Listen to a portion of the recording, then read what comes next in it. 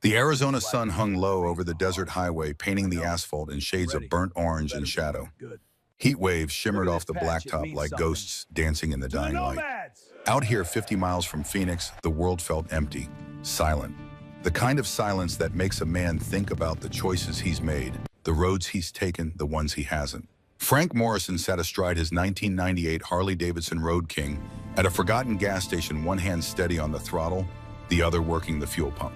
The bike was old, scratched chrome, faded paint, a relic from another time. Like him. At 68 years old, Frank looked like what he was, a man carved from harder years. His face was weathered leather creased by decades of wind and sun. Silver hair hung past his shoulders, tied back in a ponytail that had gone from black to gray without him noticing when it happened. His beard, thick and steel-colored, framed a jaw that still held the stubborn set of a younger man. Tattoos crawled up his forearms, ink faded to blue-green, the designs blurred by time but still visible if you knew what to look for. He wore a plain black leather jacket, no patches, no insignia, nothing to tell the world who he was or what he'd been. Just an old man at a gas pump filling a bike that had seen better days. The numbers on the pump clicked upward. $12, 15, 20. Frank's eyes stayed on the highway. Always watching, always waiting, old habits. From the east, a sound rose over the desert stillness. The deep rumbling thunder of motorcycles. Multiple engines, coming fast. Frank didn't move, didn't turn his head. Just listened as the sound grew louder, closer, until 6 brand new Harleys roared into the gas station, their chrome gleaming in the sunset like polished weapons.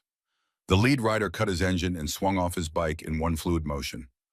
Cole Blackwood, 42 years old, built like a linebacker with the kind of easy confidence that comes from being the biggest, loudest voice in every room. His leather jacket bore the full colors Hells Angels, Arizona. The Death's Head skull grinning from between his shoulder blades.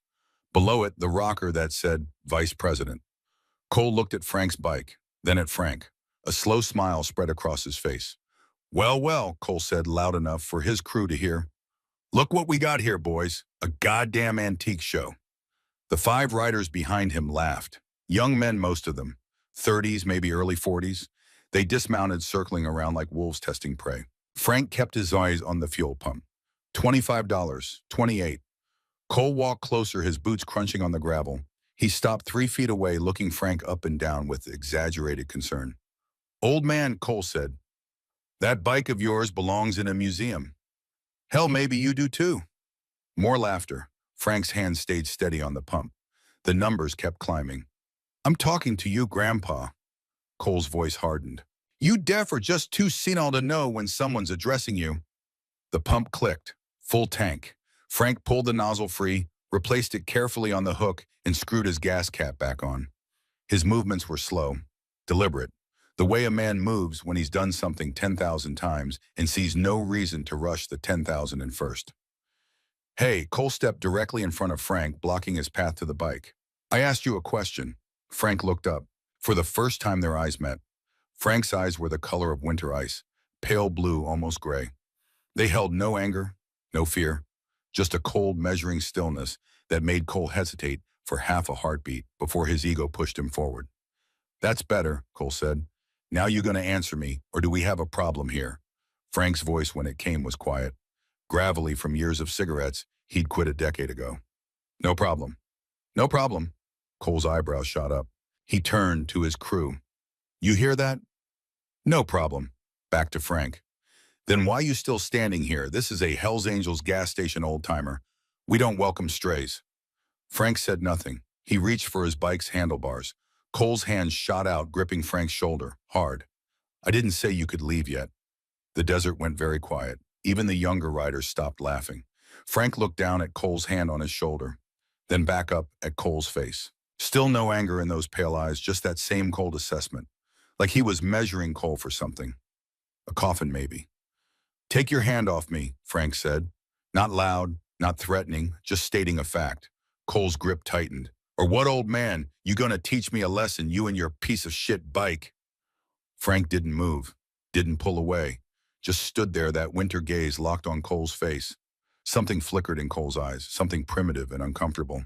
The kind of recognition a predator feels when it realizes it might have misjudged its prey. But pride is a stronger drug than wisdom. Cole shoved Frank, hard, Not enough to knock him down, but enough to make him stumble back 2 steps. The younger riders whooped and hollered. That's what I thought, Cole said. Old bark, no bite. Just another old man living in the past, pretending he's still tough. He leaned in close. Go home, Grandpa. Drink your Ensure. Watch your Fox News. Leave the real riding to real men. Frank straightened slowly. Dust from the parking lot clung to his boots. He brushed off his jacket with one weathered hand, taking his time. Then he walked to his bike, threw one leg over the seat, and settled his weight. The Road King rumbled to life. The engine sound was different from the newer bikes. Deeper, rougher. The sound of something that had earned every mile. That's right, Cole called after him. Run away, old man. That's what you do best, isn't it? Run and hide. Frank pulled his sunglasses down over his eyes. Revved the throttle once. Twice. Then he was gone, the old Harley carrying him back onto the highway heading west into the sunset like a ghost fading into memory. Cole watched him go, a triumphant grin splitting his face. He turned to his crew, arms spread wide. You see that's what happens when you live in the past. You become irrelevant. He climbed back on his bike. Come on, boys. Let's get back to the clubhouse. We got real business to handle. They mounted up. 6 engines roared to life, chrome and leather, and the confidence of men who thought they owned the world.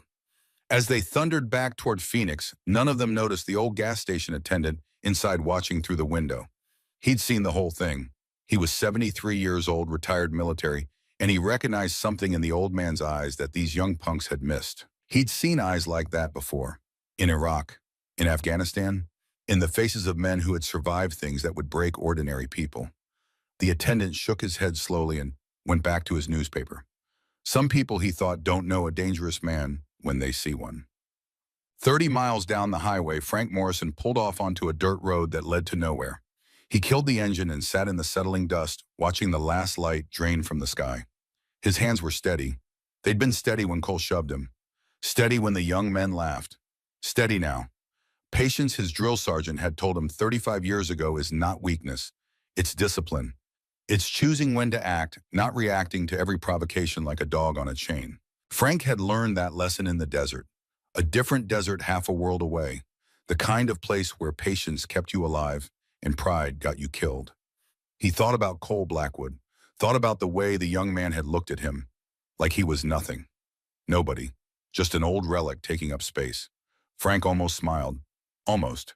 They had no idea who he was. None of them. He pulled out his phone, old and battered as the bike he rode, and dialed a number he knew by heart. 3 rings. Then a voice rough as sandpaper answered. Yeah. Garrett, Frank said. It's me, DDG's. A pause, then, what happened? Nothing yet, but it's time we talked. Your place or mine? The diner, 1 hour. I'll be there. Frank ended the call and sat in the growing darkness, listening to the desert breathe around him. Somewhere in the distance, a coyote called out. Then another. Then silence. He thought about 1994, 31 years ago, the night everything changed. 1994. Phoenix, Arizona. The bar was called the Iron Horse, though everyone just called it the Clubhouse. It sat at the end of an industrial road, surrounded by warehouses and automotive shops, the kind of neighborhood where people minded their own business because asking questions could get you hurt. Inside, 12 men sat around a scarred wooden table. Smoke hung thick in the air. Beer bottles covered every surface. These were the founding members of the Hells Angels Arizona chapter, and tonight they were making history. Frank Morrison sat near the back, 37 years old and still dark-haired, still carrying the lean muscle of a man who'd spent his 20s in the military. 3 years back from the Gulf War. 3 years trying to figure out what civilians did with themselves when there was no enemy to fight, no mission to complete. He'd found the motorcycle club by accident. Started helping out at the garage one of the members owned. Fixed bikes, didn't ask questions, didn't cause trouble, just worked. They'd invited him to prospect 6 months ago. Now he was here. At the head of the table, a man named Deacon stood up. 60 years old, hard as forged iron, with a gray beard that reached his chest.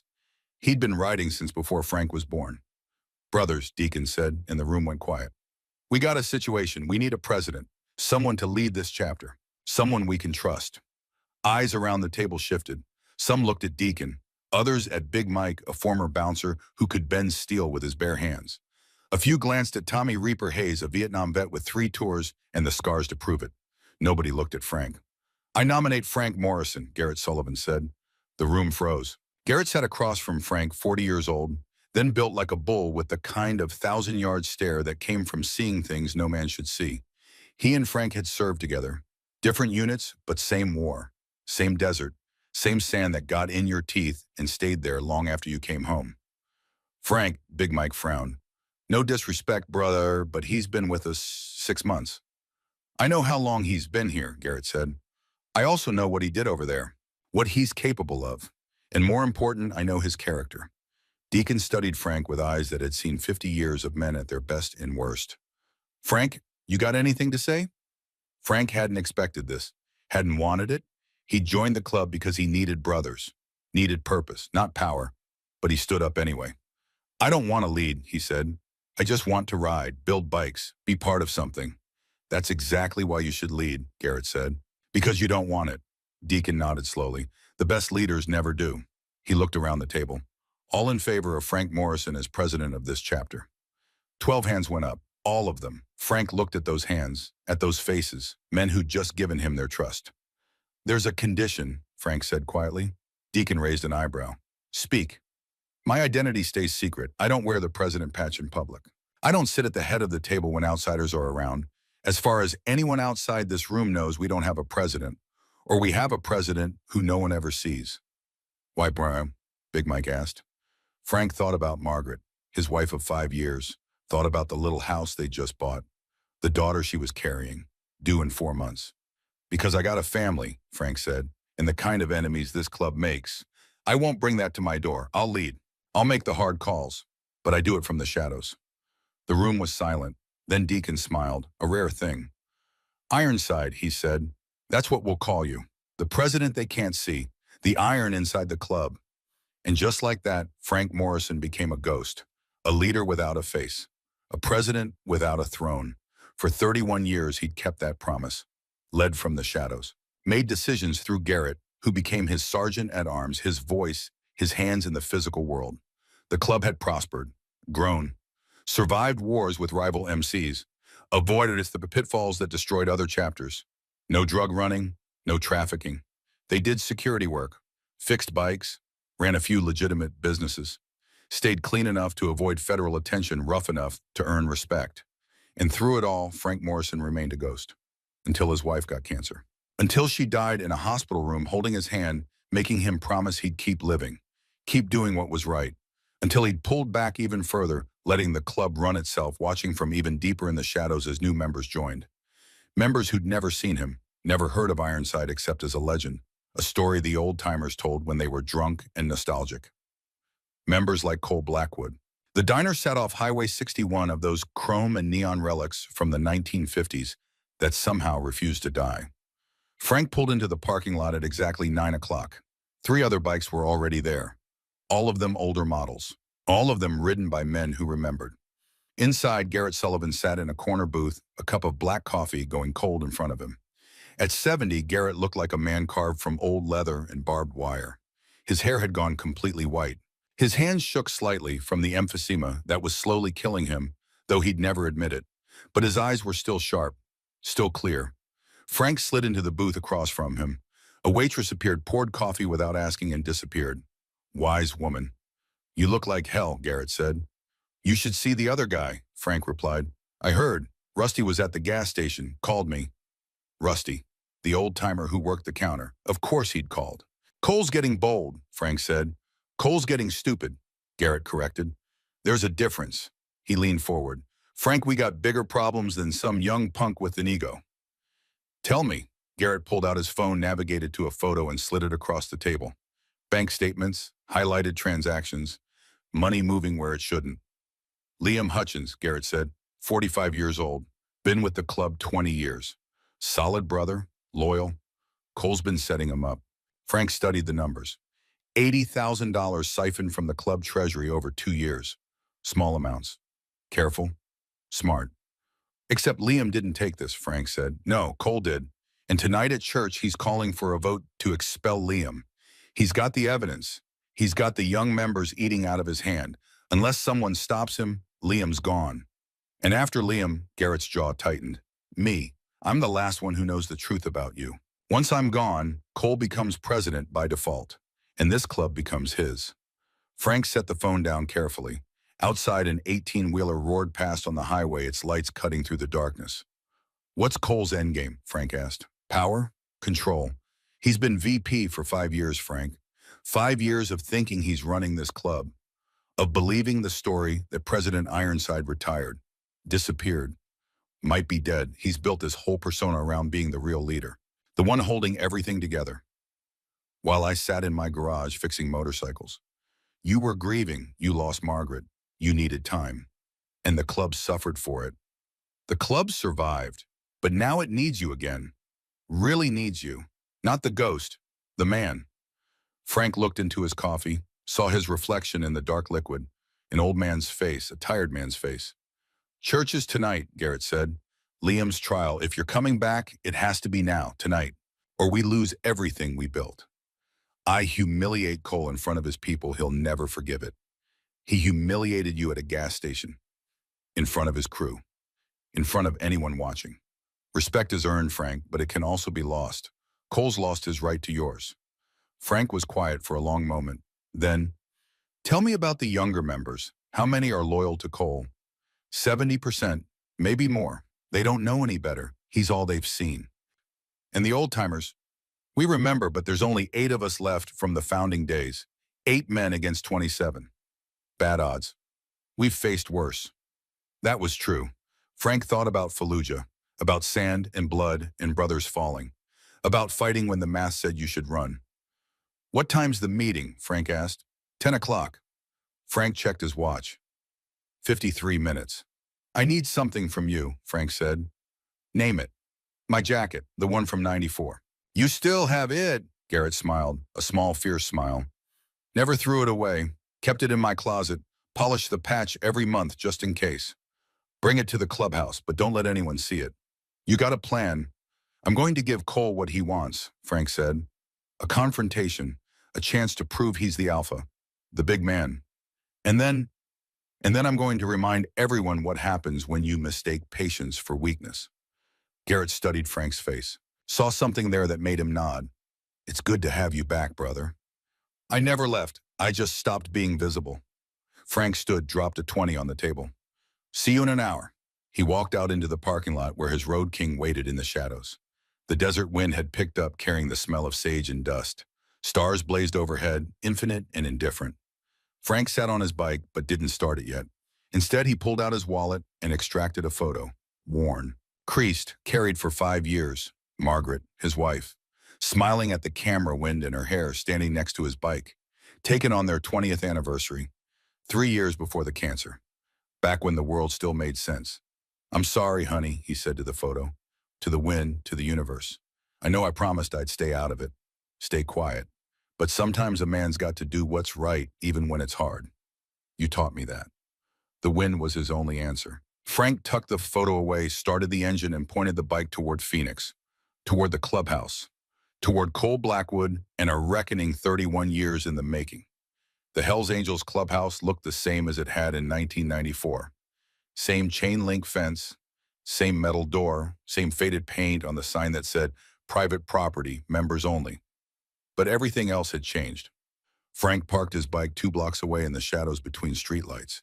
He wanted to arrive on foot, wanted to see the place before they saw him. He walked slowly, hands in his jacket pockets, looking like exactly what Cole had called him, an old man. Harmless, irrelevant. Through the clubhouse windows, he could see them gathering. 35 members, maybe more. The young ones wore their colors like armor, like the patches made them invincible. They laughed loud, drank hard, moved with the swagger of men who'd never lost anything that mattered. The old-timers sat quieter. Garrett at the bar nursing a beer. Rusty by the pool table. A few others Frank recognized, though their names escaped him.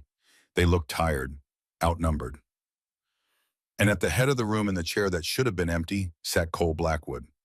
Frank watched through the window as Cole held court, telling stories, making the young members laugh, playing the role of leader so naturally you'd think he was born to it. Maybe he was. But being born to something and earning it are 2 different things. Frank checked his watch. 9:58. He walked to the door and knocked. 3 times. Slow and deliberate. The door opened. A young member Frank didn't recognize stood there.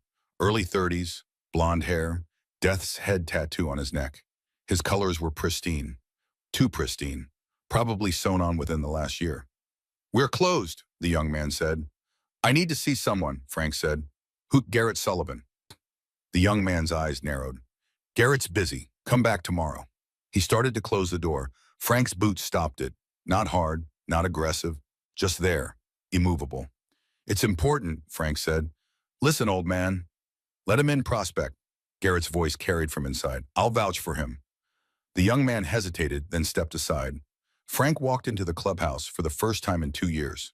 Conversation died like someone had cut a wire. 35 pairs of eyes turned to look at him.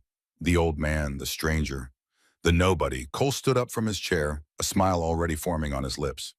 "Well, well, look who it is. Lost your way again, Grandpa. This is twice in one day. You developing dementia or just can't take a hint." Laughter rippled through the younger members. Frank stood in the doorway, his pale eyes sweeping the room, noting positions, exits, who stood where, old habits from a different kind of war. "I came to observe," Frank said quietly. "Observe." Cole's eyebrows shot up. "You hear that, boys? He came to observe." He walked closer, that same predatory swagger from the gas station. "This is a private club meeting. Members only. You ain't a member. You ain't even patched. So I'll ask you one more time, nice and polite, get the fuck out." Frank didn't move. Cole's smile faded. "You got a hearing problem, old man," I said. "I heard you." Frank's voice remained level, calm. "I'm staying." The temperature in the room dropped 10 degrees. Cole took another step forward, closing the distance. He was bigger than Frank, younger, stronger, and he made sure everyone knew it. You're staying?" Cole shook his head in mock disbelief. "You got balls, I'll give you that. Stupid balls, but balls." He turned to his crew. "Someone escort this fossil to the door." 2 young members moved toward Frank. "Touch him and you're out of the club." Garrett's voice cut through the tension like a blade. The 2 members stopped. Cole rounded on Garrett. "Excuse me, you heard me?" Garrett stood up slow and stiff, but still imposing. "This man has business here, legitimate business." "Legitimate," Cole laughed. "Garrett, I respect you. You're an old-timer. You've put in your years, but your judgment's clearly slipping. This random old fuck off the street doesn't have business in our clubhouse." "He's not random," Garrett said. "Then who is he?" Frank spoke before Garrett could answer. "Nobody important. Just someone who's been watching this club for a long time. Long enough to know when things are going wrong." Cole's eyes narrowed. "Going wrong? What the hell are you talking about?" "Liam Hutchins," Frank said. "I understand you're putting him on trial tonight. How do you—" Cole stopped himself, looked at Garrett. You told some outsider about club business." "He's not an outsider," Garrett said. "Then what is he?" Cole's control was slipping. Frank could see it, the crack in the facade. Frank pulled out his phone, brought up the photo Garrett had sent him earlier. Bank statements, highlighted transactions. "Liam didn't steal that money," Frank said. "You did." The clubhouse went silent. Not a glass clinked, not a chair scraped, nothing. Cole stared at Frank like he'd grown a second head. "What did you just say to me?" $80,000 over 2 years. Small withdrawals, careful. Smart. Except you got sloppy 6 months ago. Started taking bigger amounts, left a trail. Frank walked further into the room, holding up the phone so everyone could see. "Wire transfers to an account in your name. Purchase orders you authorized that never went through. Equipment the club paid for that never showed up." "That's," Cole started. "Documented," Frank finished. "With dates, times, signatures, your signatures." Cole's face went from confused to angry to something else, something dangerous. "I don't know who the fuck you think you are," Cole said slowly, "but you just made the biggest mistake of your life." He moved fast, faster than Frank expected for a man his size. Cole's hand closed on Frank's jacket, bunching the leather in his fist. He yanked Frank forward off balance and brought his face close. "You come into my clubhouse," Cole hissed. "You accuse me of stealing. You disrespect me in front of my brothers." He shoved Frank, hard. Frank stumbled backward, feet tangling, and went down. Hit the floor on his back. The impact drove the air from his lungs. Younger members cheered, whistled, called out encouragement. Cole stood over Frank, fists clenched. "Stay down, old man. This is your only warning." Frank lay there looking up at Cole, at the ceiling, at the faces of men he'd led for 3 decades who didn't know his name. Garrett started forward, but Frank held up one hand. "Stop." Slowly, Frank got to his feet. Dust from the floor clung to his jacket. He brushed it off, straightened his collar. His movements were careful, measured, and his eyes never left Cole's face. "You done?" Frank asked quietly. "I'm just getting started." "You came here to what, play hero, save Liam? You don't know shit about this club, about what it takes to lead, to make hard decisions." "You're right," Frank said. "I don't know what it takes to steal from your brothers, to frame innocent men, to sit in a chair you haven't earned." Cole's fist came up fast. He swung hard, a right cross that would have broken Frank's jaw if it had connected. But Frank wasn't there anymore. Years of combat training don't fade. They settle into muscle memory, into instinct. Frank moved his head 6 inches. The punch whistled past his ear. Cole's momentum carried him forward off balance. Frank could have ended it right there, could have swept Cole's legs, put him on the ground, showed everyone in the room what 40 years of experience looked like. But he didn't. Instead, Frank stepped back, hands at his sides, non-threatening. "I didn't come here to fight," Frank said. "Then what did you come here for?" Cole was breathing hard now, angry, embarrassed. "To give you a chance." "A chance? A chance at what?" Frank looked around the room, at the young members who watched with eager eyes, at the old-timers who sat rigid knowing something the young ones didn't. "A chance," Frank said, "to do the right thing, to admit what you've done, to step down before this goes further." Cole stared at him, then he laughed, a harsh, bitter sound. "Step down from what you think. You can just walk in here and—" "I think," Frank interrupted, his voice still quiet, still calm, "that you're sitting in a chair that doesn't belong to you, leading men you haven't earned the right to lead, and framing a good man to cover your crimes." "Get him out of here," Cole said to the room. "I'm done with this shit." 4 young members moved forward. "Stop." Garrett's voice cracked like a whip. They stopped. Garrett walked to the center of the room, moving slowly. His breathing labored from the emphysema, but his presence filled the space. "Brothers," Garrett said, "before this goes any further, there's something you need to know. Something I've kept secret for 31 years. Cole's eyes narrowed. "Garrett, whatever you're about to say, this club has had a president since 1994, Garrett continued. "A man who built this chapter from nothing, who made the hard decisions, who kept us out of the wars that destroyed other charters, who maintained our respect without resorting to the drugs and violence that brought down everyone else." "We know the legend," Cole said dismissively. "Ironside, the ghost president, the man nobody ever saw, probably doesn't even exist. Just a story you old-timers tell yourselves." "He exists," Garrett said. "He's been here the whole time, watching, guiding, and tonight he's come back." The old-timers around the room began to stand, one by one. Rusty, Old Paul, Mickey. 8 men total, all of them over 60, all of them founding members or close to it. They stood in respect, and they were all looking at Frank.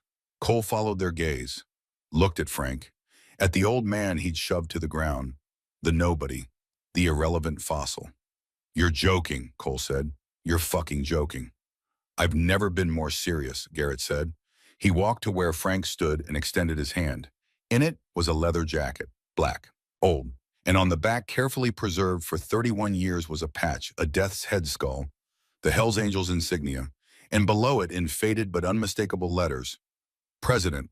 The words seemed to echo in the silence. Frank took the jacket from Garrett's hands, felt the weight of it, the history, the responsibility. He removed his plain black jacket and put on the one with the patch. It fit like it had never left. Frank turned to face the room, to face Cole, to face the club he'd built and led from the shadows for 3 decades. "My name," Frank said, his voice carrying to every corner of the room, "is Frank Morrison. You know me as Ironside. I founded this chapter in 1994 with 11 other men. I've been your president ever since."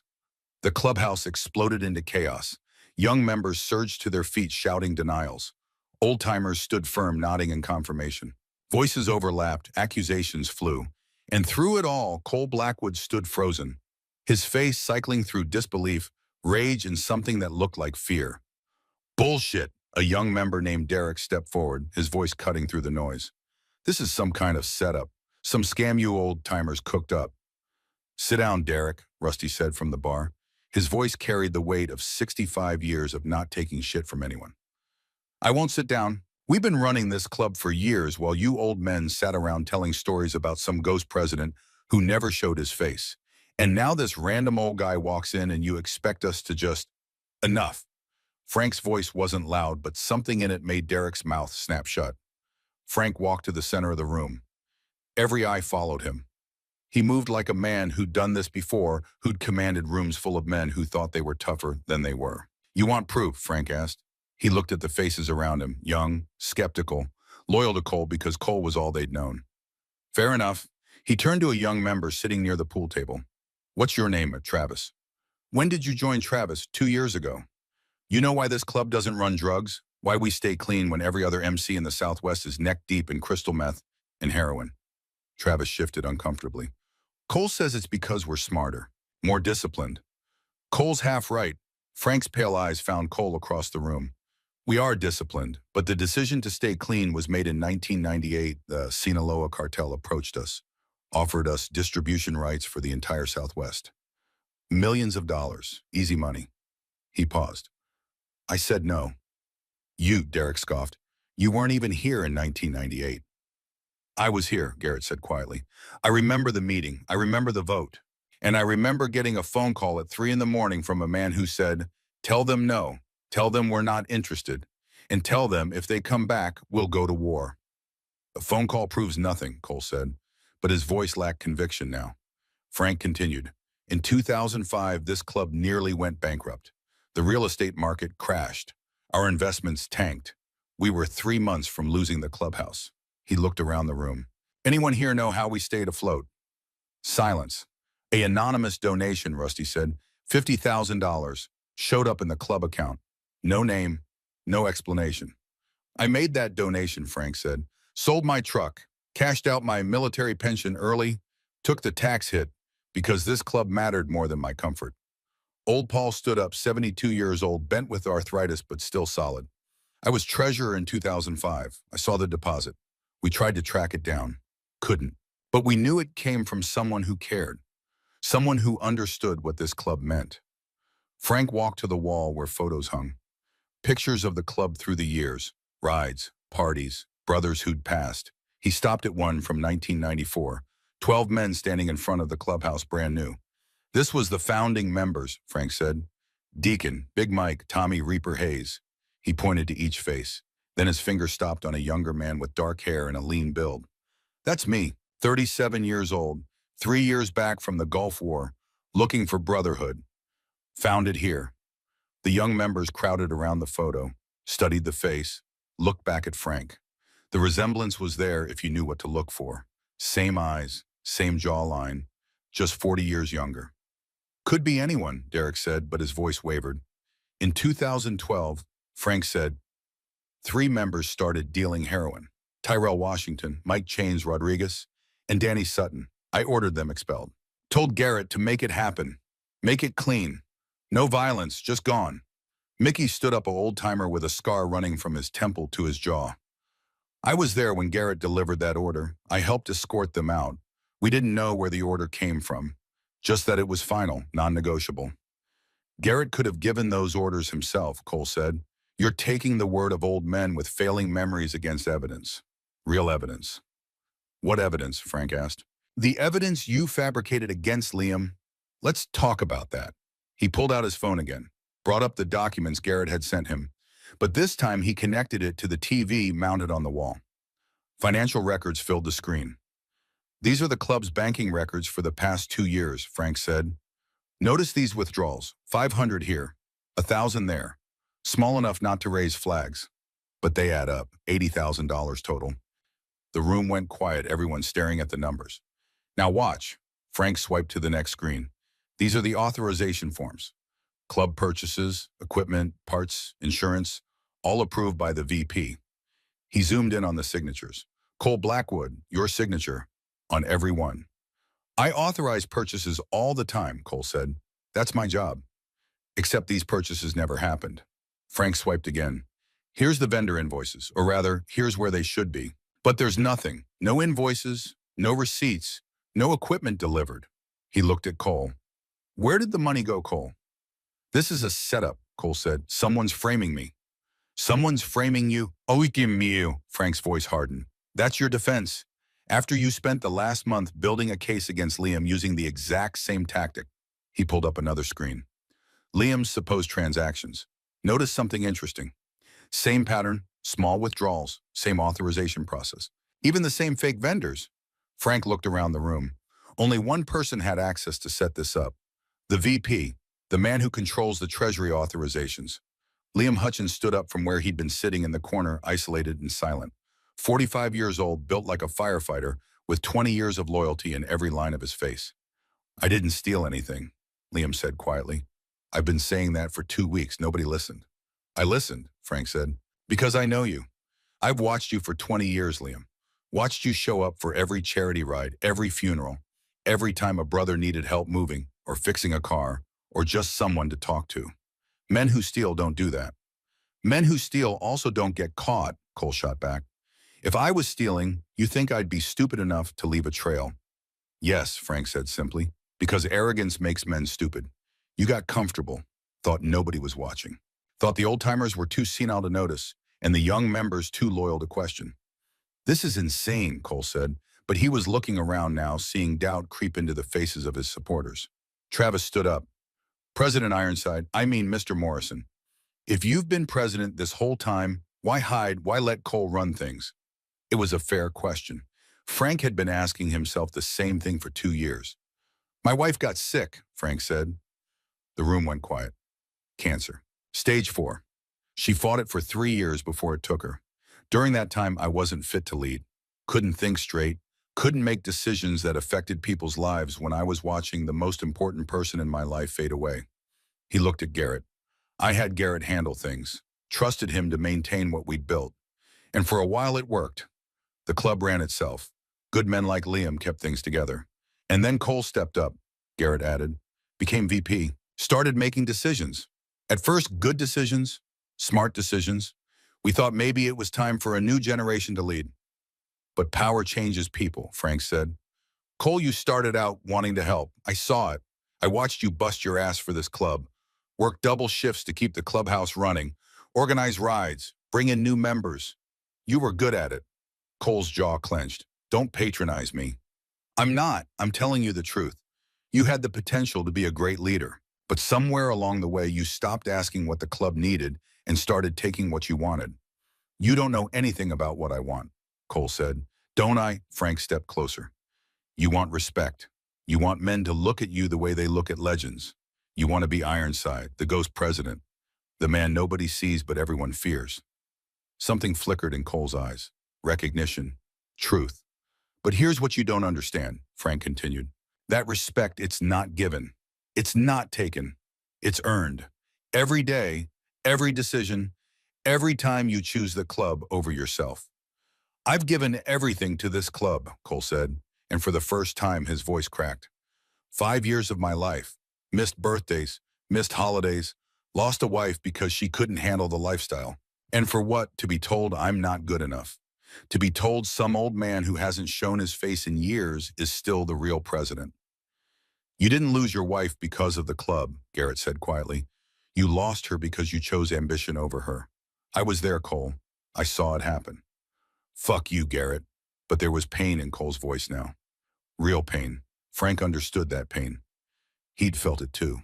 The ache of sacrifice, the weight of choosing duty over desire. Cole, Picky, Frank said, I'm giving you a chance right now, in front of everyone. Admit what you've done. Step down. We'll call it a resignation. You can walk away clean. And if I don't, then we vote and you lose. And instead of walking away, you get expelled, patches stripped, cut off from your brothers. Is that what you want? The room held its breath. Cole looked around at the faces watching him. Young members who'd followed him, old-timers who'd judged him, Liam who he'd tried to destroy, and finally at Frank, the ghost who'd become real. You know what? Cole said softly. Fuck this. He pulled his gun. The clubhouse erupted into motion. Men dove for cover, chairs toppled, glass shattered. But Frank didn't move. He stood there looking down the barrel of Cole's pistol, his pale eyes calm as winter ice. Put it down, Cole, Garrett said. He'd drawn his own weapon aimed at Cole's center mass. I'm not going to jail, Cole said. His hand was steady. too steady, like he'd made peace with whatever came next. I'm not losing everything because some old man decided to come back from the dead. Nobody's going to jail, Frank said. Put the gun down. We'll talk. Talk? You want to talk? You've been judging me from the shadows for 5 years, making decisions without showing your face. And now you come back and expect me to just, what, roll over, accept it. I expect you to remember who you were before ambition poisoned you, Frank said. The man who joined this club because he wanted brothers. Family, not power. That man died when his wife walked out, Cole said. When he realized that no matter what he did, it would never be enough. Never good enough for her. Never good enough for the old-timers who whispered about the real president. Never good enough for a ghost. His finger tightened on the trigger. Cole, a voice from the back of the room. Everyone turned. A young woman stood in the doorway, late 30s, dark hair, familiar eyes. Sarah, Cole's voice cracked. Put the gun down, she said, please. What are you doing here? Garrett called me, told me you were in trouble. Sarah walked into the room, moving slowly like approaching a wounded animal. He thought maybe you'd listen to me. You left, Cole said. You left me. I left the man you were becoming, Sarah said. Not the man you were. The man I fell in love with was kind. He was strong without being cruel. He cared about people, not power. That man was weak, Cole said. That man was my husband. Sarah stopped 10 feet away, and I've missed him every day since he disappeared. Cole's hand wavered. The gun dropped an inch, then another. I can't go back, he said. I've done things, stolen, lied, framed Liam. I've become exactly what I swore I'd never be. Then stop, Frank said. Right now, right here. It's not too late. Yes, it is. Cole laughed, bitter and broken. You think putting down the gun makes it all go away? I still stole. I still betrayed my brothers. And you'll face consequences, Frank said. But they don't have to destroy you. Put the gun down. We'll figure this out. Together. The way brothers are supposed to. For a long moment, Cole just stood there. Gun in hand, wife in front of him, club around him. The weight of his choices crushing down like a physical force. Then slowly he lowered the weapon. Garrett moved fast, taking the gun from Cole's hand. Other members surrounded him, not threatening, just containing. Cole's knees buckled. He sat down hard on the floor, head in his hands. Sarah knelt beside him, touched his shoulder. He flinched, then leaned into her touch like a drowning man finding shore. I'm sorry, Cole said, to Sarah, to the room, to himself. God, I'm so sorry. Frank walked over and knelt down, his old knees protesting. He put a hand on Cole's shoulder. I know, Frank said, and I forgive you, but you need to forgive yourself. That's the hard part. Cole looked up, tears cutting tracks through the grime on his face. Why forgive me after what I did? Because I've made mistakes too, Frank said. Different mistakes, but just as costly. I hid when the club needed leadership. I let my grief control me instead of working through it. And good men suffered because of my weakness. He glanced at Garrett, who nodded. We've all got blood on our hands, Frank continued. The question is what we do with it. We can let it stain us, define us, or we can wash it off and try to be better. Cole wiped his face with a shaking hand. What happens now? Now we vote, Frank said. On Liam, on you, on me. The club decides, the way it should have all along. He stood up, helped Cole to his feet, and walked back to the center of the room. Brothers, Frank said, his voice carrying to every corner, we've had 31 years of a president nobody saw, a ghost leading living men. That ends tonight. He looked at each face, young and old, skeptical and believing. I'm Frank Morrison. I built this club with 11 other men who believed in something bigger than themselves. We believed in brotherhood, in loyalty, in standing for something that mattered. He pulled off the president's jacket and held it up. For 31 years, I wore this in secret, made decisions from the shadows. And maybe that was necessary once, but it's not anymore. So I'm asking you, all of you, do you want me as your president, not as a ghost, not as a legend, but as a man, flawed, aching, but committed to doing right by this club and every person in it? I vote yes, Garrett said immediately. Yes, Rusty added. One by one, the old-timers voiced their support. Then Travis stood up, the young skeptic who'd questioned everything. I don't know you, Travis said. I didn't grow up with the legends. I don't care about 1998 or 2005 or any of that history. He paused. But I saw what you did tonight. You could have hurt Cole, could have humiliated him worse than he humiliated you. But you offered him mercy, gave him a way out. Travis looked around at his fellow young members. That's the kind of president I want. Someone who leads with strength but remembers compassion. He met Frank's eyes. Yes, I vote yes. Derek stood up next. Then another young member. Then another. Within minutes, the vote was unanimous. Frank Morrison, president of the Hells Angels Arizona chapter. No longer a ghost, no longer hidden. Real, present, and accountable. Thank you, Frank said quietly. Then louder. Now we vote on Liam Hutchins. All evidence against him has been proven false, fabricated by Cole to cover his own theft. All in favor of clearing Liam of all charges and reinstating him fully. Every hand went up, including Cole's. Liam stood wiping his eyes, 20 years of loyalty finally recognized. Thank you, he said, his voice thick. Thank you, President. Don't thank me, Frank said. You earned your place here. I just made sure everyone else saw it. Finally, the hardest vote. Cole Blackwood, Frank said. You've admitted to embezzling club funds, to framing a brother, to threatening members with a weapon. He paused. Normally, these offenses carry automatic expulsion, patches stripped, banishment. Cole stood straight, accepting his fate.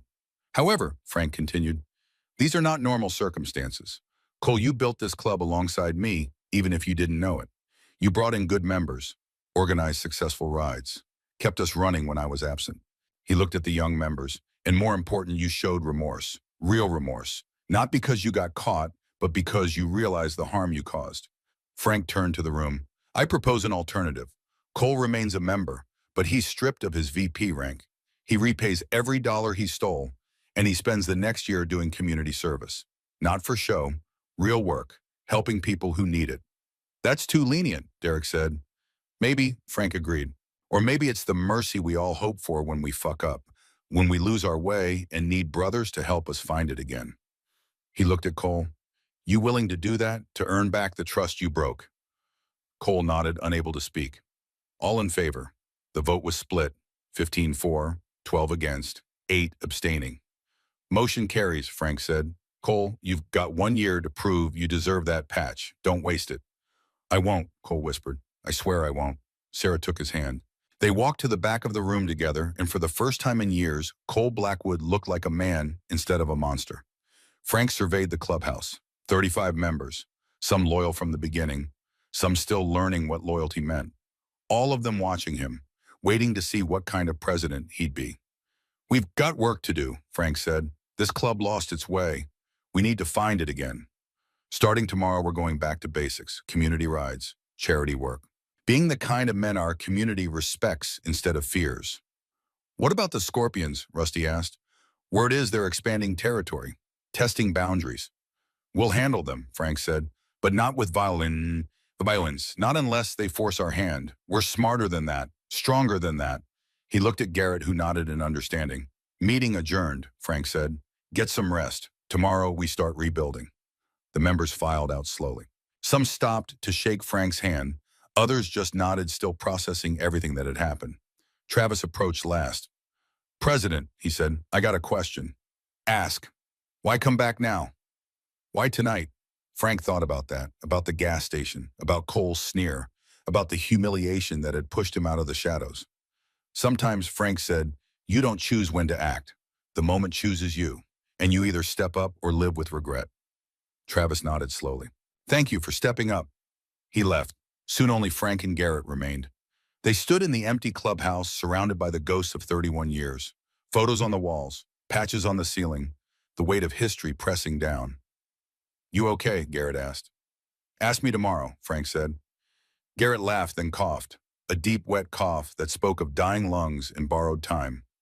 How long? Frank asked quietly. Doctors say 6 months, maybe less. Garrett shrugged.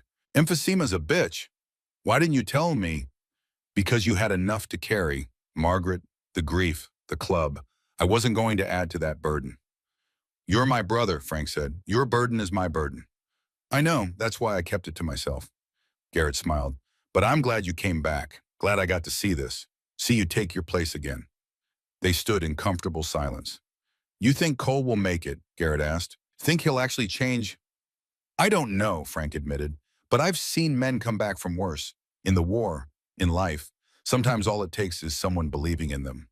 And if he doesn't, then we deal with it. Together. The way we always have. Garrett extended his hand. Frank took it.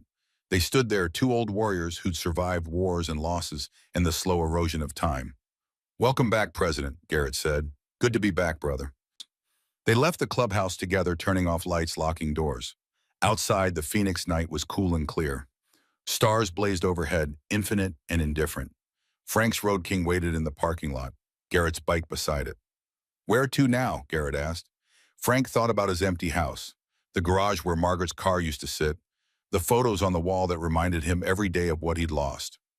Home, he said, and tomorrow we start fixing what's broken. What if we can't fix it? Frank swung onto his bike, felt the familiar weight settle beneath him. Then we build something new, he said. Isn't that what we've always done? Garrett smiled, started his engine. Together they rode into the Phoenix night, two old men carrying the weight of a club, a brotherhood, a legacy that refused to die. Behind them, the clubhouse stood silent. But inside, something had changed. A ghost had become flesh. A legend had become a man. And in the morning, the real work would begin. The desert wind carried the sound of their engines into the darkness, a rumbling promise that echoed off the mountains and faded into silence. But the promise remained. Brotherhood, loyalty, redemption, the things worth fighting for, the things worth coming back for, the things that made a club more than just a collection of men on motorcycles. Frank Morrison rode through the night, no longer invisible, no longer hiding, carrying the weight of 35 brothers on shoulders that had carried heavier burdens before. And for the first time in 5 years since Margaret died, since the grief had swallowed him whole, he felt something close to hope. Not happiness, not yet, but hope. And that was enough. For now, that was enough. The morning came cold and bright. Frank woke in his small house at the edge of Phoenix, the same house he'd shared with Margaret for 23 years. Her presence lingered in every corner. Her coffee mug still sat in the cabinet, her reading glasses on the nightstand. He'd kept everything exactly as she'd left it, a museum to a life that was gone. But today felt different. Today the house felt less like a tomb and more like a memory. A good memory. The kind you carry with you instead of the kind that buries you. Frank made coffee the way Margaret had taught him, strong and black, no sugar. He stood at the kitchen window watching the sun climb over the Superstition Mountains, painting the desert in shades of gold and red. His phone buzzed, a text from Garrett. Liam wants to talk, says it's important. Frank replied, where? Your garage, 1 hour.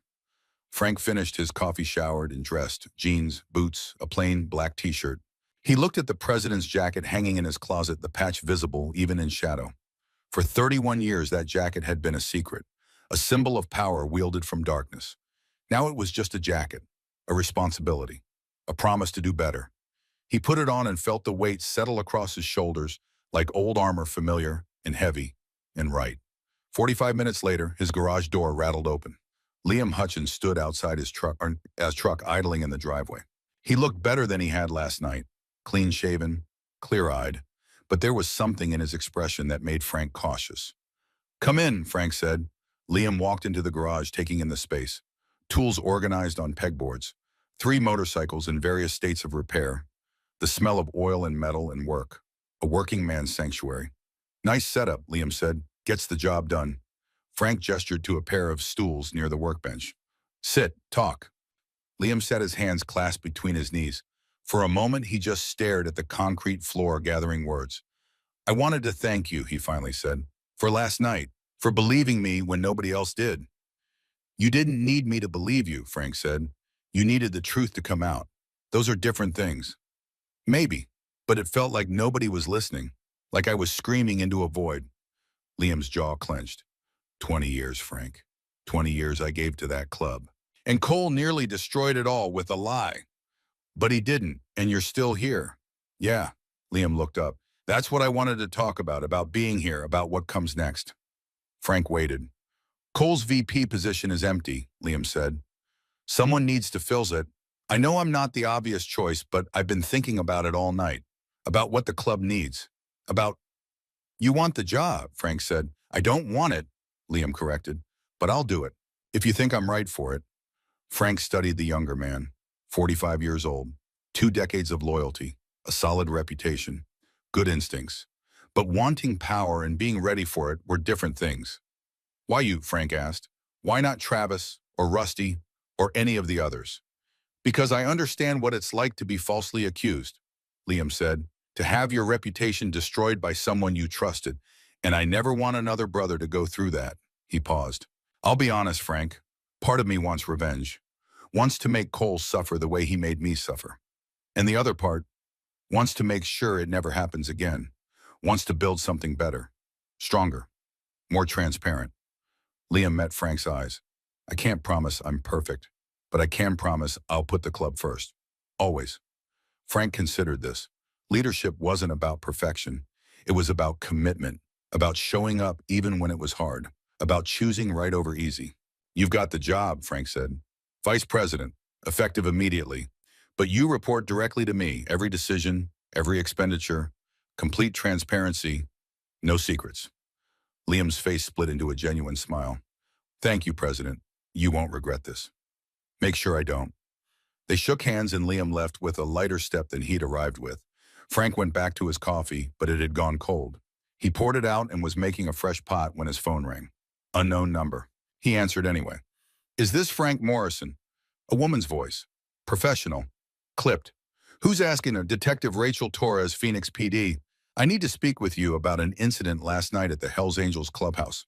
We received a report of a firearms violation." Frank's blood went cold. "Who filed the report?" "I can't disclose that over the phone. Can you come to the station this afternoon?" "I'll be there at 2. "Thank you, Mr. Morrison." The line went dead. Frank stared at his phone, piecing it together. Someone had called the cops, reported Cole pulling a gun, and now the police were involved. He called Garrett. "We've got a problem," Frank said. When Garrett answered, "I know, Cole called me 20 minutes ago. He's the one who reported himself." "What?" "Said he couldn't live with what he'd done. Couldn't sleep. So he walked into the police station this morning and confessed. Told them everything. The embezzlement, the gun, all of it." Oh, Frank closed his eyes. Redemption was messy. It never followed the script. "Where is he now?" "County lockup. They're processing him. His lawyer thinks he'll get probation, maybe community service, given that he turned himself in and nobody was hurt. But Frank, this complicates things. How? The cops are going to investigate the club, our finances, our activities, everything. If they find anything dirty, anything that connects us to illegal activity, we're done. And then we make sure they don't find anything," Frank said, "because there isn't anything to find, right?" A pause, too long. "Garrett, there might be some old records from the 90s, nothing major, some protection money we collected from local businesses. It was a different time, Frank, different rules. Destroy them." "I can't. They're part of the official club history, in the archives." "Then we turn them over," Frank said. "Voluntarily, we get ahead of this. Show the cops we've got nothing to hide." "That's a risk. So is lying, and I'm done with lies." Frank grabbed his keys. "I'm meeting with Detective Torres at 2. I'll handle it. You focus on making sure every current record is clean, spotless. If they're going to dig, we give them a clean hole." "Understood." Frank drove to the police station with his mind racing through scenarios. Best case, the investigation cleared them. Worst case, it destroyed the club he'd spent 31 years building. But there was a middle path. A path where honesty, even painful honesty, earned respect. Maybe not from the law, but from the community. From themselves. Detective Torres met him in an interview room. She was 40-something with sharp eyes and the no-nonsense demeanor of someone who'd seen every lie ever told. "Mr. Morrison," she said, gesturing to a chair. "Thank you for coming in. Call me Frank." "Frank, I'll get right to it. Cole Blackwood turned himself in this morning. Confessed to embezzlement and pulling a firearm during a club meeting. He's looking at several felonies." "I'm aware, Mom." "He also told us something interesting. He said you talked him down, convinced him to surrender the weapon without violence." She leaned forward. "That true? Yes." "Why, Pom?" "Because he's a brother, and brothers don't give up on each other even when they screw up." Torres studied him for a long moment. "The Hells Angels have a reputation, Frank. Violence, criminal activity, turf wars. You're telling me your club is different?" "I'm telling you we try to be," Frank said. "Do we get it right every time? No. We're human. We make mistakes, but we're not criminals. We're veterans, mechanics, fathers, grandfathers. We ride motorcycles and help our community and try to live with honor." "Honor," Torres smiled slightly. "That's a word you don't hear much anymore." "Maybe that's the problem." She opened a folder, pulled out documents. Financial records. Photos from the clubhouse. A statement from Cole. I'm required to investigate these allegations, she said, which means I need access to your club's records. Financial statements, membership rosters, meeting minutes, everything. You'll have it, Frank said, all of it. I'll personally deliver everything to your office by end of week. Torres raised an eyebrow. Just like that, no lawyer, no pushback. We've got nothing to hide. If there are old infractions, things that happened before my time or outside my knowledge, we'll deal with the consequences. But I won't obstruct justice to protect guilty men, even if it means some of your members go to jail. Even then, Torres sat back, reassessing him. You're not what I expected, Frank. What did you expect? Someone harder, angrier, more. She searched for the word. Stereotypical, I guess. I'm 68 years old, detective. I'm too tired to be angry and too old to play games. You want the truth, I'll give it to you, all of it. Just promise me you'll be fair. Fair is all I can offer. They shook hands, and Frank left the station feeling lighter. Honesty he'd learned in the war was its own kind of armor. It couldn't stop bullets, but it could stop the weight of lies from crushing you. He was halfway to his truck when his phone rang again. Garrett, again. Frank, Garrett's voice was tight. Wrong. Get to the clubhouse, now. What happened? The Scorpions took Travis. The world tilted. What? They grabbed him an hour ago outside his apartment, beat him unconscious, threw him in a van, left a message spray-painted on his door. Ironside wants war. He's got it. Frank's hand tightened on the phone until his knuckles went white. Is he alive? We don't know. They haven't made contact, but Frank, word on the street is they know. Someone told them you're president again, and they're making a statement. The Scorpions Motorcycle Club, smaller than the Hells Angels, meaner, less disciplined. They ran drugs and guns through Phoenix's south side, and they'd been pushing into Hells Angels territory for months. With Cole distracted by his power play, nobody had pushed back. Now the Scorpions saw an opportunity. Take down the legend. Prove the ghost was just an old man. I'm on my way, Frank said. He drove faster than he should have, his mind already working through scenarios. This wasn't politics anymore. This wasn't business. This was war. And Travis was 28 years old with a wife and a baby on the way. The clubhouse parking lot was full when Frank arrived. 40 bikes, every member who could ride. The atmosphere inside crackled with violence barely restrained.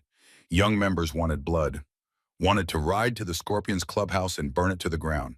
Old-timers stood ready, weapons within reach, waiting for the order. Frank walked in and the room went silent. Tell me everything, he said. Liam stepped forward. Travis left his apartment at 8 a.m. 4 Scorpions were waiting.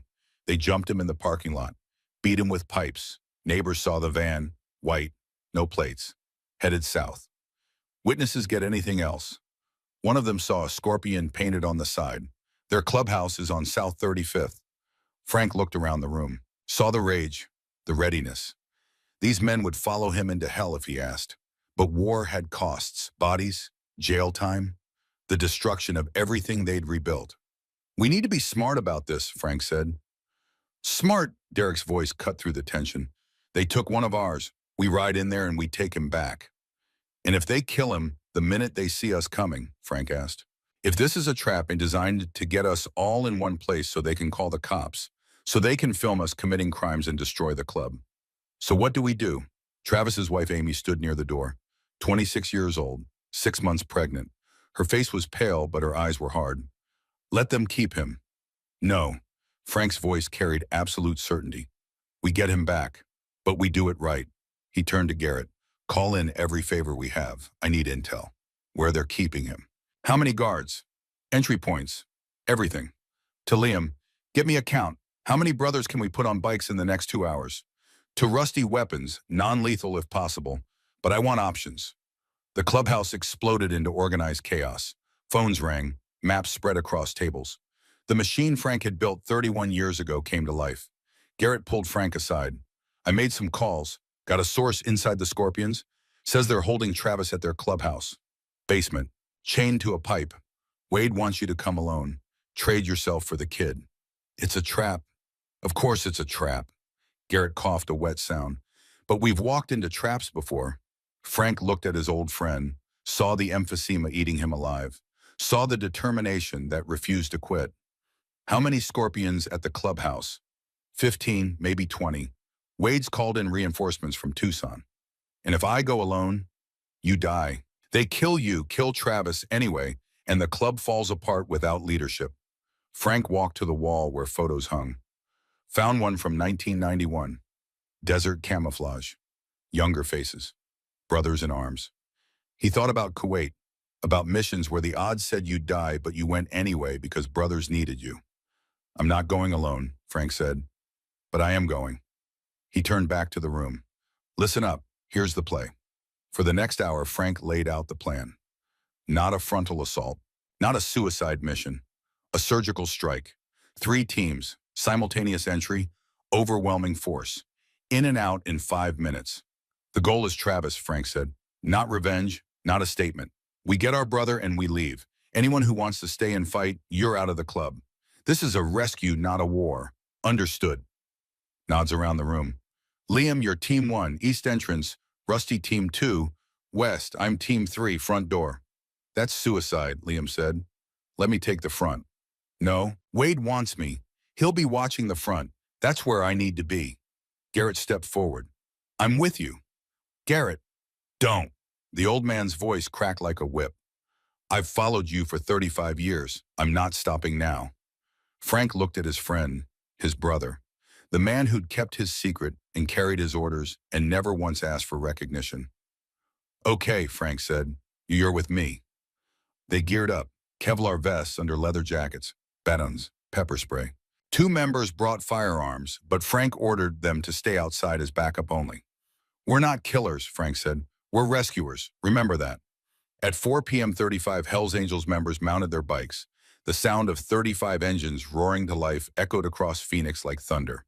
They rode in formation, tight, disciplined, a show of force that made cars pull over and pedestrians stop to watch. Frank led them south, toward enemy territory. Toward a confrontation 31 years in the making. The Scorpions clubhouse sat at the end of an industrial road. Chain-link fence, guard towers, lookouts on the roof. They'd fortified it like a military installation. Frank stopped his bike 3 blocks away. The formation halted behind him. Remember the plan, he said into his radio. Teams 1 and 2 move into position. Wait for my signal. Nobody fires unless I do, nobody. Liam and Rusty peeled off with their teams. Circling around to the east and west entrances, Frank waited, counting down, giving them time. Garrett sat on his bike beside Frank's, breathing heavy but steady. You ready for this? Garrett asked. Haven't been ready for anything in 5 years, Frank said. But here we are. Margaret would be proud, you know that, right? Frank thought about his wife, about promises made in hospital rooms, about doing what was right even when it was hard. I hope so, he said. His radio crackled. Liam, team 1 in position. Rusty, team 2 ready. Frank looked at the clubhouse, saw Scorpions members gathering in the parking lot. 15 visible, more inside. He saw Wade standing on the porch, waiting, smiling. Frank started his bike, rode forward, alone. Garrett followed 20 feet behind. Frank pulled into the Scorpions parking lot and killed his engine. The silence felt heavy, dangerous. Wade walked down the porch steps flanked by 4 members, all of them armed, all of them ready. Well, well, Wade said, the ghost president, in the flesh. I'm here for Travis, Frank said. I know why you're here. Question is, what are you willing to trade for him? Name your price. Wade laughed. My price, old man. You don't have anything I want, except your respect, your reputation, your legend. He leaned closer. I'm going to break you, right here, right now, in front of everyone. And when I'm done, nobody's going to fear the Hells Angels anymore. They're going to fear the Scorpions. You done talking? Frank asked. Wade's smile faded. You got balls, I'll give you that. But balls don't stop bullets. He nodded to his men. They spread out surrounding Frank and Garrett. Frank didn't move, didn't reach for a weapon. Just stood there, calm as stone. Last chance, Wade said. Get on your knees, apologize. Admit the Hells Angels are finished. And maybe I let you both walk out of here. No, Frank said. No. Travis first, then we talk. Wade's jaw clenched. He pulled out a radio. Bring the kid up. 2 minutes later, 2 Scorpions members dragged Travis out of the clubhouse. His face was swollen, blood crusted on his shirt, but he was alive. They threw him on the ground in front of Frank. Travis, Frank said quietly. You okay? Travis spit blood. I've been better president. Can you walk? If I have to. Frank looked at Wade. Let him go. You've got me. I've got both of you, Wade said. And the old man. He gestured and more scorpions poured out of the clubhouse. 20, 25, 30. The trap had sprung. Frank's radio crackled in his ear. Liam, President, we see them. Say the word. Frank looked at the odds, looked at Travis bleeding on the ground, looked at Garrett who'd drawn his baton and was ready to fight. He thought about Margaret, about promises, about doing what was right. He thought about 31 years of leading from shadows, of making the hard calls, of choosing strategy over pride. And then he thought, fuck it. Now, Frank said into his radio. The world exploded into motion. Liam's team hit the east entrance. Rusty's team hit the west. Glass shattered. Doors crashed open. Hell's Angels members poured in from 3 directions. The Scorpions, caught off guard, scrambled for weapons. Frank moved. 68 years old, body battered by time. But muscle memory from a different war kicked in. He grabbed Travis, hauled him up, and shoved him toward Garrett. Get him out, Wade swung at Frank. Frank ducked, drove his shoulder into Wade's gut, and used the bigger man's momentum to throw him over his hip. Wade hit the ground hard. Around them, chaos erupted. Hell's Angels versus Scorpions. Batons versus pipes. 50 men fighting in a parking lot like it was the OK Corral. Frank didn't stay to watch. He ran toward his bike, covering Garrett and Travis as they moved. A scorpion stepped in their path. Frank didn't slow. Just drove his elbow into the man's throat and kept moving. They reached the bikes. Garrett got Travis on the back of his Harley. Go, Frank shouted. Get him out. What about you, Garrett yelled. I'm right behind you. Garrett hesitated. Then he started his engine and roared out of the parking lot, Travis clinging to his back. Frank turned back to the fight. Liam was holding the east entrance, keeping Scorpions from escaping that way. Rusty had the west locked down, but in the center, the Hell's Angels were outnumbered. Derek went down, blood streaming from his nose. Mickey took a pipe to the ribs and crumpled. Frank saw it happening, saw his brothers falling. He could run, get on his bike, escape while the Scorpions were distracted. Or he could stay, fight, show these young men what leadership really meant. Frank walked back into the melee.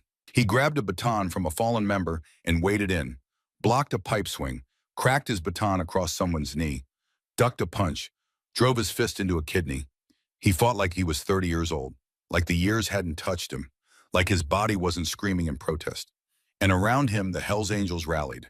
They saw their president fighting, not from the shadows, not through proxies, but right there in the dirt and blood, standing with them. The tide turned. Scorpions started going down, started backing up, started running. Wade scrambled to his feet, blood on his face, and locked eyes with Frank across the chaos. For a moment, everything else faded. 2 presidents, 2 clubs. 30 years of rivalry crystallized into this single moment. Wade charged. Frank set his feet. They collided like freight trains. Wade was bigger, stronger, younger. But Frank had survived worse men in worse places. They grappled, threw punches. Wade got Frank in a headlock. Frank drove his elbow into Wade's floating ribs. Once, twice, 3 times until Wade's grip loosened. Frank spun out, grabbed Wade's arm, and twisted. Heard something pop. Wade screamed. Frank swept Wade's legs. The bigger man went down hard. Frank stood over him, breathing hard, every bone in his body aching. It's over, Frank said. Wade glared up at him. This isn't over. It's never over. Then make it over. Frank extended his hand. We can keep doing this. Keep bleeding. Keep fighting. Or we can be smarter than our pride. Wade stared at the offered hand like it was a snake. Around them, the fighting had stopped. Hell's Angels and Scorpions both watching, waiting to see what came next. Slowly, Wade took Frank's hand. Frank pulled him up. Your territory stays yours, Frank said. Our territory stays ours. No more raids, no more games. We're not friends, but we don't have to be enemies. Wade worked his jaw. His pride warred with pragmatism. Finally, he nodded. One condition, Wade said. You keep your word, we keep ours. But if either side breaks, all bets are off. Agreed. They shook hands. Not friends, not brothers, but 2 leaders choosing survival over destruction. Sirens wailed in the distance. Time to go, Frank said. He walked back to his bike, every muscle screaming. Blood ran from a cut above his eye. His ribs felt like they'd been hit with a hammer. But Travis was safe. His brothers were alive, and the war was over. Frank started his bike and led his members away from the Scorpions' clubhouse, leaving the sirens to find an empty parking lot and two clubs that had learned when to fight and when to walk away. They rode back to their clubhouse in silence. No celebration, no triumph, just the quiet satisfaction of men who'd done what needed doing and survived. At the clubhouse, Amy threw her arms around Travis and sobbed. Brothers clapped each other on the back. Wounds were cleaned and counted. Garrett found Frank sitting alone outside, staring at the desert sunset. "You okay?" Garrett asked. "Ask me tomorrow," Frank said. Garrett laughed, then coughed. When he spoke again, his voice was serious. "Frank, I need to tell you something." "I know," Frank said. "The doctors called me too." Garrett looked surprised. "They did 3 months, maybe less." Frank looked at his oldest friend. "You should have told me sooner." "Would it have changed anything?" "No, but I would have had more time to say goodbye." They sat in silence as the sun painted the mountains in shades of fire. "When I go," Garrett said, "I want to ride through the superstitions, scatter my ashes where we used to camp." "You got it. And Frank, take care of them. The brothers. They need you more than they know." "I will, I promise." "Then I can rest easy."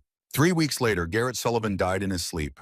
Peaceful, quiet, the way he'd lived despite all the noise. 75 bikes rode through the Arizona desert at dawn to honor him. Frank led them to the superstitions, to a place only he and Garrett knew. He scattered the ashes while 75 engines roared in salute. "Rest easy, brother," Frank said to the wind. "I've got it from here." 1 week later, Detective Torres closed her investigation. The old infractions were past the statute of limitations. Current operations were clean. Cole received probation and community service. The Scorpions kept their word.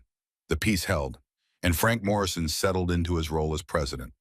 Not a ghost, not a legend, just a man doing his best to honor the promises he'd made. 6 months after Garrett's death, Frank called a church meeting. "Brothers," he said, "I've been your president for 31 years. I'm 69 now. I've got maybe 10 years left if I'm lucky."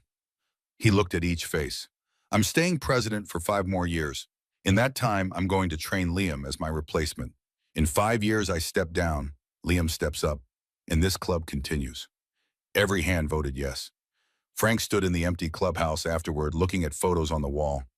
Garrett, Deacon, all the brothers who'd built this legacy. His phone buzzed. Unknown number, a text, a photo of Margaret, smiling, standing next to his bike. And a message, she'd be proud, keep going. Frank smiled, slipped the phone back in his pocket. He walked out to where his Road King waited. The old bike, the constant companion. Frank swung onto the seat and rode into the desert night. Not toward home, toward the highway, toward the endless road that stretched ahead, full of promise and possibility. Behind him, the clubhouse lights burned bright. Brothers gathered. Life continued. And ahead, the road called. Always the road, always the ride, always forward. Frank Morrison had been humiliated, tested, forced back into the light. And he'd survived. More than survived. He'd rebuilt, redeemed, remembered why brotherhood mattered. The desert highway stretched ahead, empty and infinite. Stars blazed overhead. The engine rumbled beneath him, strong and steady. And for the first time in 5 years, Frank Morrison felt complete. The pain would never leave, but he'd learned to carry it, to make it strength instead of weakness. He had brothers, he had purpose, he had a legacy to protect, and that was everything.